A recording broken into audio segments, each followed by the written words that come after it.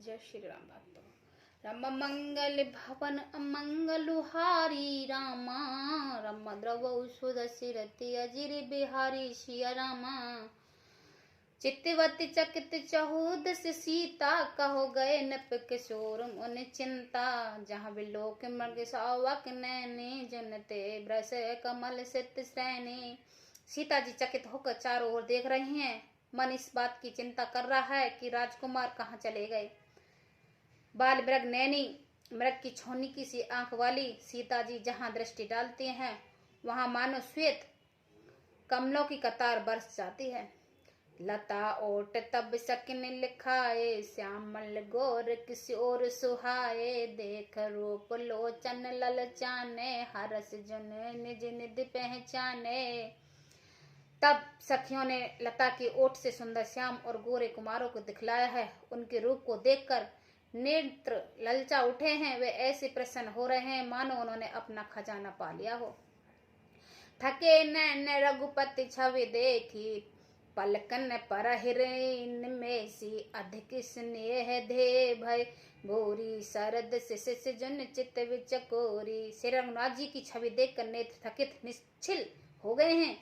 पलकों ने भी गिराना छोड़ दिया है। अधिक स्नेह के कारण शरीर बेकाबू हो गया है, मानो शरद ऋतु के चंद्रमा को चकोर बेसुध हुई है देख रही हो। लोचन मगरामई उर आनी, दीन पलक कपाट सयानी। जब सिय सकिन प्रेम बस जाने, कह न सके कुछ मन सुख जाने। नेत्रों के रास्ते से राम जी के हृदय में लाकर चतुश्रोमणि जानकी ने पलकों को किवाड़ लगा दिए हैं, अर्थात नेत्र मूंद कर उनका ध्यान करने लगे। जब सखियों ने सीता जी को प्रेम बस जाना, तब वे मन में सुखचा गईं, कुछ कह नहीं सकती थीं। लता भवन ते प्रकट भय, ते अवसर दो भार। निक से जुन जुग विमल वंदो, जलत पटल विलकाय। मंगल भवन अमंगलुहारी, द्रवौ सुदशिरति अजिर बिहारी। उसी समय दोनों भाई लता मंडल कुंज में से प्रकट हुए हैं, मानो दो निर्मल चंद्रमा बादलों को पर्दों को हटाकर निकले हों। शोभा शिव सुभग दो वीरा, नील पीत जल्लभ शरीरा। मोरख पंख सिर सोहत नीके, गुच्छ बीज बीज कुसुम कली के। दोनों सुंदर भाई शोभा की सीमा है। उनके शरीर की आभा निकले और पीले कमल के से हैं। सिर पर सुंदर मोर पंख से शोभित है। उनके बीच बीच में फूलों की कलियों के गुच्छे लगे हैं।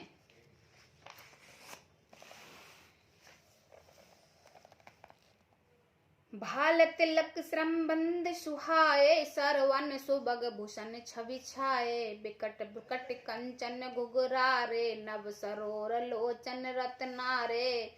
माथे पर तिलक और पसीने की बूंदे शोभामान हैं। कानों में सुंदर भूषणों की छवि छाई है। टेढ़ी भौएं और घुंघराले बाल हैं। नए लाल कमल के समान रत्नारे लाल नेत्र हैं। चार चुंबक नासिका कपोला, हास बिलासत लेत मन मोला। मुख छवि कहे न जाए मोहि पाई, जो बिलोक बहु काम लजाए।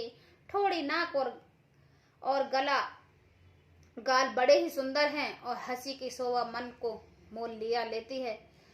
मुख की छवि तो मुझसे कही नहीं जा सकती, जैसे देखकर मुझे बहुत ही कामदेव लजा जाते हैं। और मन माल कंबुज कलगीवा, काम कलव कर भुज बल सीवा। सुमन समेत बाम कर दोना, सावर को वर सकी सुट ही लोना। वक्ष स्थल पर मणियों की माला है। शंकर के सदृश सुंदर गाल हैं। कामदेव की हाथों की बच्चे की सूंड के समान उतार चढ़ाव वाली एक कोमल भुजाएं हैं, जो बल की सीमा है। जिसके बाएं हाथ में फूलों सहित दोने हैं। हे सखी, वे सावले कुंवर तो बहुत ही सलोने हैं। के हरि कोट पट पीत धर, सुषमा शील निधान। देख भान कुल भूष नहीं, बिसरा सकने अपान। मंगल भवन अमंगलुहारी, द्रवौ सुदशिरति अजिर बिहारी। सिंह किसी पतली लचीली कमर वाले पीतम्बर धारण किए हुए शोभा और शील के भंडार सूर्य कुल के भूषण से राम जी को देखकर सखियां अपने आप को भूल गई हैं।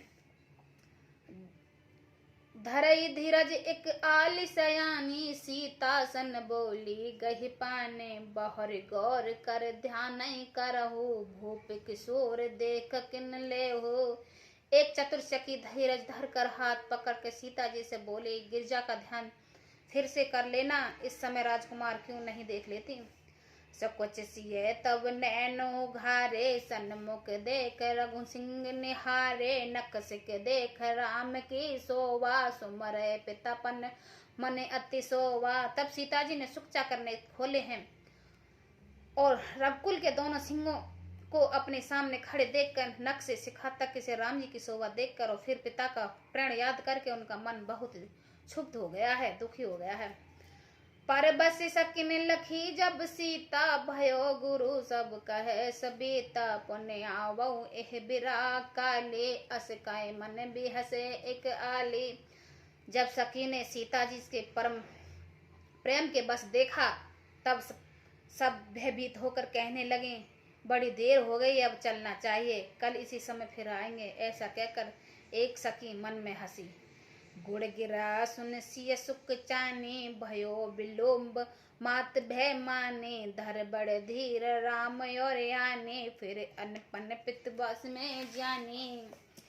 सखी की यह रहस्यमय वाणी सुनकर सीता जी सुकचा गई हैं। देर हो गई है जानकर उन्होंने माता का भय लगा, बहुत धीरज धरकर वैसे राम जी के हृदय में ले आई और उनका ध्यान करती हुई अपने को पिता के अधीन जानकर लौट चली हैं। देखन में सिमरग विहंग त्रो फिरई बहोर बहोर निरखत निरख रघुवीर छवि बाड़ई प्रीत नथोर मंगल भवन अमंगल उहारी द्रव सुदशिरति अजिरे विहारी। मृग पक्षी और वृक्षों को देख के बहाने सीता जी बार बार घूम जाते हैं और श्री राम जी की छवि देख देख कर उनका प्रेम कम नहीं बढ़ रहा है, अर्थात बहुत ही बढ़ जाता है। जान कठन शिव चाप विश्रुति चल राखै और श्यामल मूर्ति प्रभु जब जात जान की जाना सुख सने सोवा गुण खानी।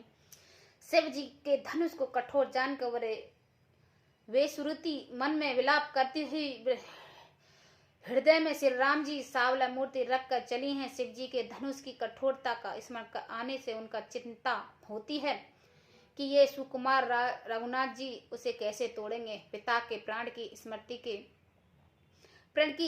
के उनके हृदय में छुप था, इसलिए उन्होंने विलाप करने लगे। प्रेम बस ऐश्वर्य स्मृति हो जाने से ही ऐसा हुआ। फिर भगवान के बल का स्मरण करते आते ही वे हर्षित हो गईं और सावली छवि को हृदय में धारण करके चली। फिर उस प्रभु श्री राम जी ने जब सुख स्नेह शोभा और गुण की खान श्री जानकी जी को जाते हुए जाना, परम प्रेम मृद में सकीना चार चित्त बित लिख ही लेना गई भवानी भवन बहोरी बंदे चरण बोली कर जोरी।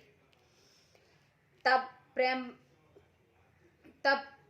परम प्रेम की कोमल स्याही बनकर उनके स्वरूप में अपने सुंदर चित्र रूपी भक्ति पर चित्र कर लिया।